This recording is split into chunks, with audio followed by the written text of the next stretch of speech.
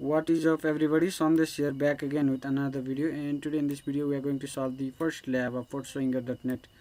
So let me show you the lab of that Portswigger.net website. So you can see the lab is unprotected admin functionality. So one of the possible vulnerability of this lab might be, if you manage to see the username of the admin, we can manage to log in as an admin. So what we need to do in this lab is we need to delete the username Carlos, so we cannot delete the another user as a regular user.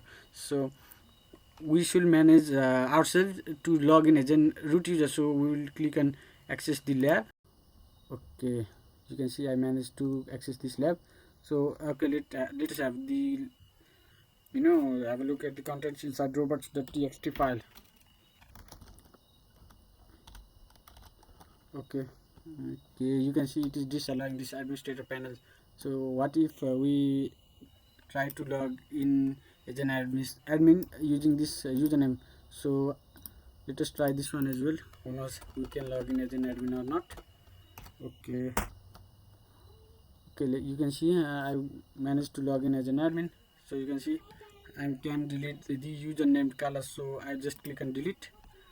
Boom, you can see our lab was successfully solved. So hope you guys love this video, and make sure to like, share and subscribe if you love this. And that's all for today. Thank you, take care, bye.